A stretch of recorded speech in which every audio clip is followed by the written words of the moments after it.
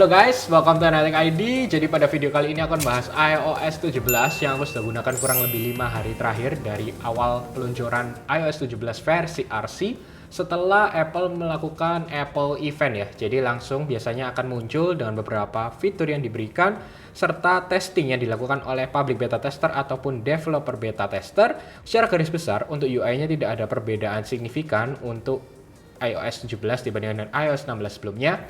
Yang pertama terkait widget. Untuk widget di aplikasi iOS 17 ini sekarang adanya interactive widget.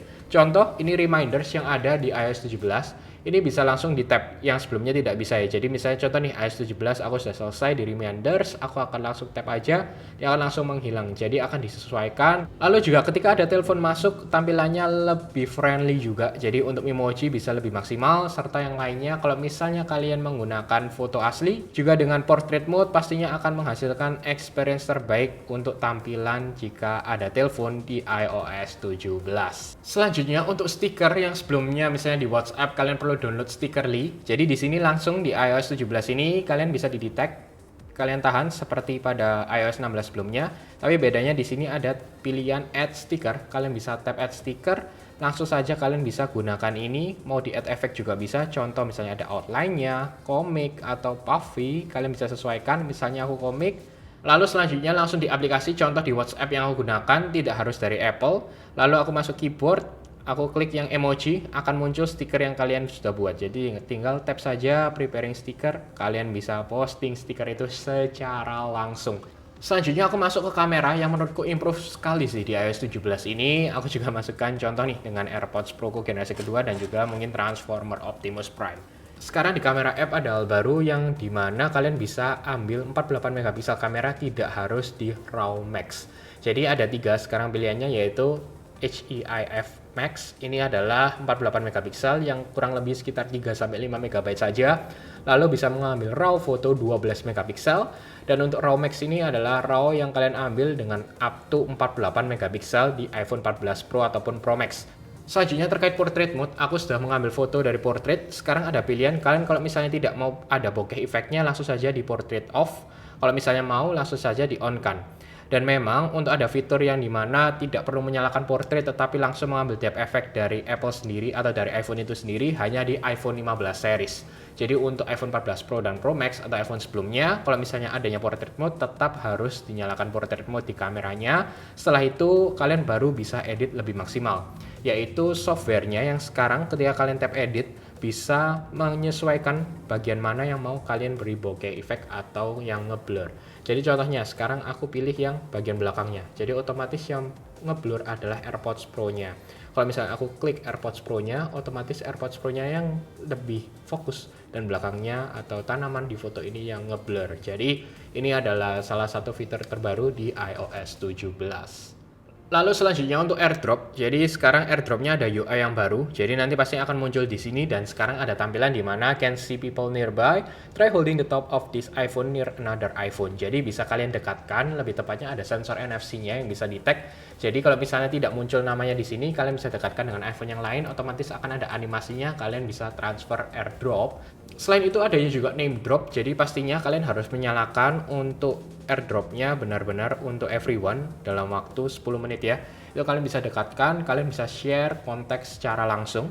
Dan juga untuk tambahan lainnya, untuk AirDrop ini terkadang filenya terlalu besar, lalu kalian ingin share data, otomatis Apple akan menge-share itu via iCloud. Jadi dua-duanya harus ada iCloud yang menyala, sehingga ketika kalian share misalnya terlalu lama, kalian bisa tinggal saja dan otomatis filenya akan diupload ke server iCloud dan orang tersebut bisa download via iCloud. Jadi secara langsung dan masih nanti di akhir tahun 2023. Lalu sekarang masuk ke bagian ringtone, ini cukup menarik di iOS 17 karena adanya update semuanya, ini semua baru, kecuali kalau kalian ingin yang lama pastinya tinggal klik yang classic, kalian bisa mendapatkan ringtone yang lama. Serta yang cukup unik adalah bagian reflection atau yang default ini juga sudah diganti ya, lebih modern.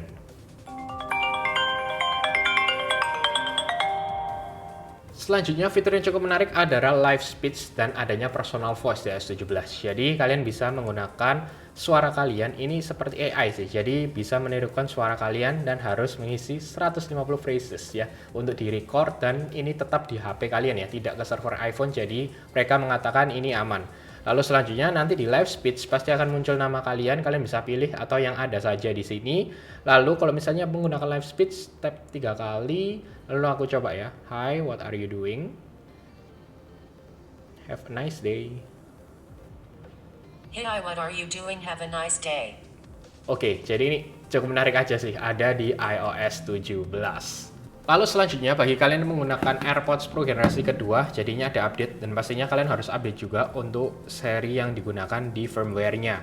Nah, ini aku tunjukkan untuk AirPods Pro generasi keduaku sudah aku update, jadi otomatis dengan yang baru ini adanya adaptive. Jadi kalian bisa cek ketika sudah connect AirPods-nya, otomatis nanti di sini akan muncul tipenya ya, dalam arti ada noise cancellation pastinya, transparency mode, dan juga yang baru adalah adaptive. Jadi ketika didetect misalnya beberapa ada suara yang sangat tinggi, otomatis akan di noise cancellation, tetapi beberapa hal yang cukup penting, transparency tetap akan masuk, jadi tekanannya sedikit berkurang. Lalu ada hal baru juga terkait conversation awareness, ini bisa kalian nyalakan ataupun matikan, dimana kalau misalnya dinyalakan, kalau kalian lagi mendengarkan musik, lalu kalian melakukan conversation, otomatis suara musik tersebut akan sangat kecil. Jadi ini ada penyesuaian dan aku kurang suka sih, dalam arti lebih baik aku yang mengontrol sendiri, jadi biasanya aku tetap matikan, dan adaptive pun aku kurang suka ya, jadi lebih baik aku misalnya benar-benar mau ya menggunakan transparency mode ataupun noise cancellation.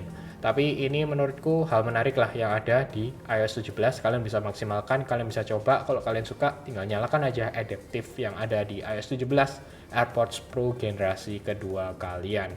Lalu adanya hal baru untuk call control di AirPods Pro generasi kedua di iOS 17, dimana untuk answer bisa press once, mute unmute bisa press once juga, untuk end call press twice. Jadi bisa kalian sesuaikan. Ada hal baru terkait untuk CarPlay juga, sehingga bisa kalian share play dengan teman kalian. Jadi misalnya nih kalian menggunakan HP iPhone kalian ke Apple CarPlay, otomatis akan ada share play, bisa kalian share. Bagi teman kalian yang menggunakan iPhone juga bisa play lagunya di mobil kalian, walaupun sebenarnya yang connect ke Apple CarPlay adalah HP kalian. Jadi bisa kalian maksimalkan itu.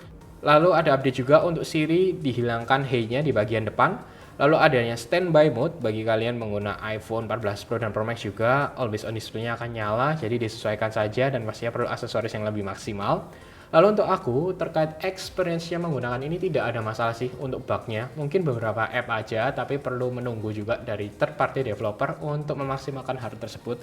Karena pastinya akan ada yang penyesuaian di kodenya di iOS 17 ini, jadi perlu menunggu sedikit bersabar karena baru aja rilis. Untuk baterai pun 5 hari terakhir ini menurutku nggak ada kendala. Contoh nih, aku coba tunjukkan, ini bisa 100% lebih ya, 8 jaman, untuk 7 jaman bisa di bawah 100%, aku gunakan untuk 3 hari terakhir, 5 jam 45 menit, dan pastinya memang aku jarang sekali main game ya, di sini untuk sosial media, dan untuk kerjaan aja, dan kamera untuk mengambil foto video, otomatis overall tidak akan ada masalah untuk baterainya sedikit improve. Dan bagi yang penasaran, ini sudah aku gunakan dari pertama kali aku beli ya iPhone 14 Pro Max, battery health-nya 93%. Jadi memang agak cukup turun ya. Tapi setidaknya aku banyak lihat di Twitter, banyak yang mencapai bahkan 89-88%. Jadi ya cukup bersyukur, tapi pastinya terus gunakan sesuai kebutuhan aja. Nggak usah lihat battery maximum capacity terus yang akan memusingkan kepala kalian.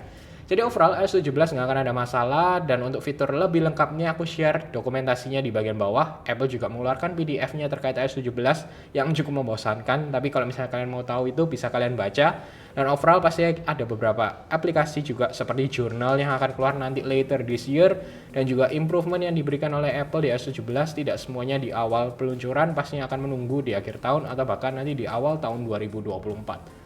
Baik, itu aja yang ingin share ke kalian. Bagaimana menurut kalian? Langsung aja komen di bawah, kita bahas bersama tentang improvement yang ada di iOS 17. Dan pastinya akan adanya beberapa improvement lagi kalau kalian menggunakan iPhone terbaru, yaitu iPhone 15 series, iPhone 15, 15 Plus, 15 Pro, dan juga 15 Pro Max.